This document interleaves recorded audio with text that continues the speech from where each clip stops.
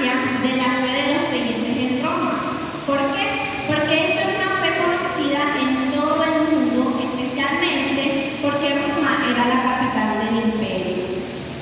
Pablo habla sobre la justicia necesitada y se refiere a la necesidad de que los seres humanos sean justificados ante Dios, y agradece la fe de los romanos y expresa un deseo de visitarlos para consolidarlos en su fe, ¿verdad? Que es en los capítulos que leímos.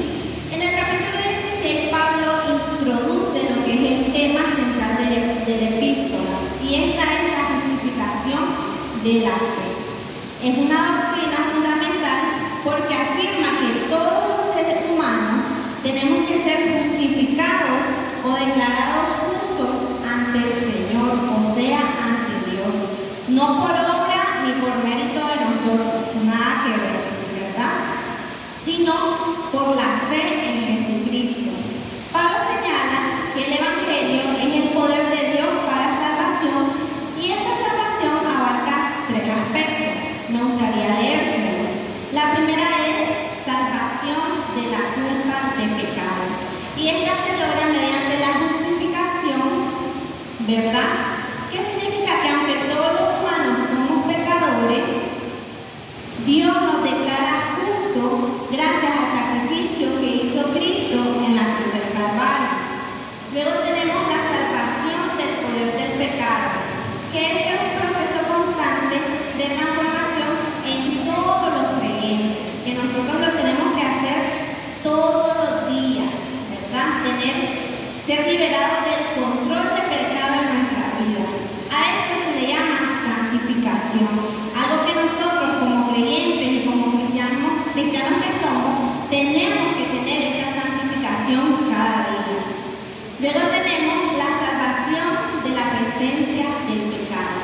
Esto se refiere a la futura redención total de todos los creyentes, que es cuando nosotros vamos a estar completamente libres del pecado. Luego, en el versículo 17, Pablo explica que el Evangelio es una fuerza divina que salva porque revela la justicia de Dios. Una justicia que actúa en el hombre a partir de fe, y esta crece de fe en fe. La justicia de Dios es satisfecha por la obra de Jesucristo en la cruz. ¿Por qué? Porque el Señor dio su vida por cada uno de nosotros para la expiación de nuestros pecados, ¿verdad? Y esto permite que el amor inmenso, infinito de Dios se derrame sobre toda la humanidad sin obstáculo alguno. La justicia que recibimos es la justificación de Cristo, ¿verdad? No es por nuestra propia obra ni por nuestro propio mérito, sino de que todo esto se atribuye a la fe. Y la salvación de Dios no depende de nuestro esfuerzo, sino de la gracia del Señor. Es decir, que aunque yo construya 20 casas, no me voy a salvar construyendo 20 casas. El Señor dio la vida por mí y por cada uno de ustedes, y nosotros somos salvos por la gracia de Él. O sea, hermano, que nosotros no somos nada, no somos absolutamente nada. Cuando nosotros fallecemos no nos llevamos pero ni el traje que nos hicieron. ¿Por qué? Porque nosotros somos salvos gracias a la fe y a la gracia de nuestro Señor Jesucristo. Amén, ¿verdad? Pablo subraya lo que es el proceso de salvación desde un inicio hasta un final, ¿verdad? Desde un inicio hasta el final, todo es por obra de fe. Esto significa que la fe es el punto de partida con el objetivo final de la vida cristiana. O sea que en pocas palabras, nosotros somos salvos por fe y por la gracia del Señor, que verdad nos dio su vida. Miren, Jesús tuvo una vida perfecta y Él se sacrificó por cada uno de nosotros en esa cruz, y por eso hoy en día somos salvos. Amén. Pero lamentablemente esta fue una verdad olvidada por la Iglesia Católica Romana en el siglo XVI. ya que gozaba de un inmenso poder, tanto político como religioso. Pero cada día estaban más alejados ellos de los principios de la iglesia. ¿Por qué? Porque ellos no eran humildes, no había servicio en ellos, y muchos clérigos ocupaban cargos por política o por economía, lo que provocó una creciente insatisfacción entre los fieles. Y ahí es donde empieza esta situación que llevó a la autoridad de la iglesia a comenzar a ser cuestionada tanto por razones teológicas como por alguna corrupción. Uno de los primeros en alzar la voz fue John Wycliffe, un teólogo, ¿verdad?, del siglo XIV, quien inició el movimiento de los Lolares. Wycliffe defendió lo que era la primacía de la escritura sobre la autoridad de la iglesia, argumentando que la Biblia debería guiar las prácticas cristianas y no los líderes eclesiásticos. Otro reformador también, llamado John Huss, tenía las mismas ideas similares que John Wycliffe. Lamentablemente, John Huss fue quemado en la hoguera de 1415 durante el Concilio de Constanza, lo que temporalmente puso en fin lo que era el movimiento reformado. Pero, un siglo después, en Alemania, viene un hombre que yo creo que todos hemos escuchado de él alguna vez, y viene a lo que es Martín Lutero, que viene él y toma la batuta de la Reforma. Lutero era un fraile y profesor de la Universidad de Wittenberg, profundamente comprometido con la fe. Su papá quería que él estudiase para abogado, pero él decía que su mente, que su conciencia estaba ligada a la escritura del Señor. Entonces él estudió teología para tener en busca de esa paz espiritual que él quería. Él era sacerdote agustino, entonces él practicaba lo que era el ayuno, oración, y se sometía a la autoflagelación para mortificar lo que era la carne. ¿Por qué? Porque él creía que todas estas prácticas, pensaba él, que lo iban a llevar más cerca del Señor, ¿verdad? Cosa que nosotros sabemos que no era así. Pero él se da cuenta en 1510 que él fue enviado a lo que es Roma a una misión diplomática, pero él quedó profundamente decepcionado. ¿Por qué? Porque él observó lo que era la decadencia moral, la decadencia religiosa, y él se decepcionó tanto, porque la gente hablaba de la fe que practicaban en Roma. Y este viaje le hizo cuestionarse seriamente lo que era el sistema religioso de esa época, ya que vio cómo el cristianismo se había convertido en una fuente de ganancia para muchos líderes de la iglesia en ese entonces. Cuando él vuelve a Wittenberg, él continuó con sus estudios y obtuvo un doctorado en teología. Se destacó como maestro predicador en su pueblo, y sus enseñanzas sobre los libros de Romanos, Gálatas y Hebreos fue clave para él para su desarrollo teológico. En 1517, él se indignó cuando Johann Tetzel, ¿verdad?, por decirlo así, uno de los grandes en ese entonces, un fraile, comenzó con lo que eran las indulgencias en Alemania.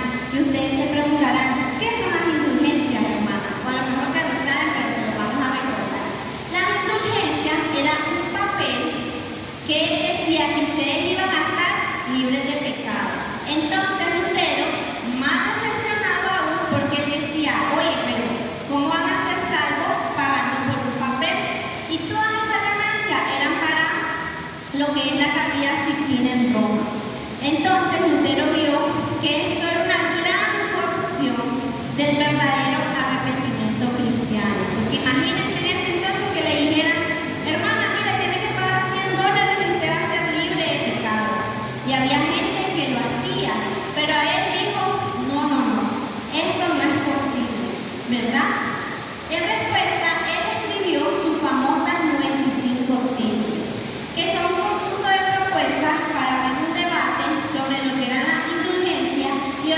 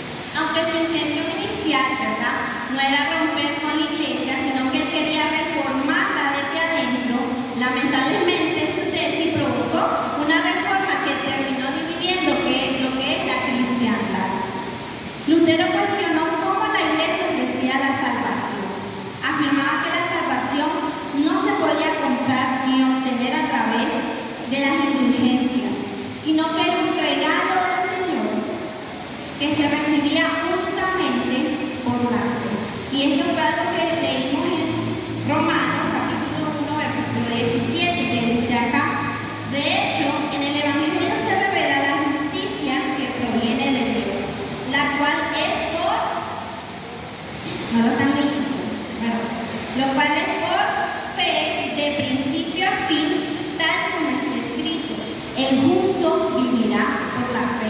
Amén. ¿Y cuánto viven por la fe acá? Amén, ¿verdad?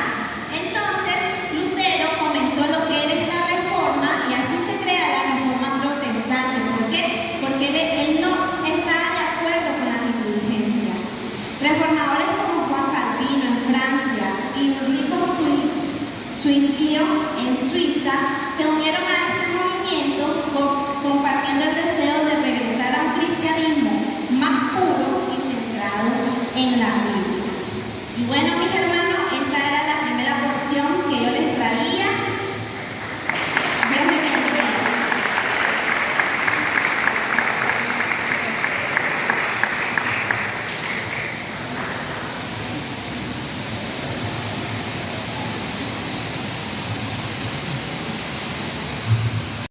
Con una pregunta para todos. ¿Cuáles ustedes creen que eran los medios de salvación en el siglo XVI? ¿Ustedes creen que siempre ha sido creído que es a través de la gracia de nuestro Señor Jesucristo?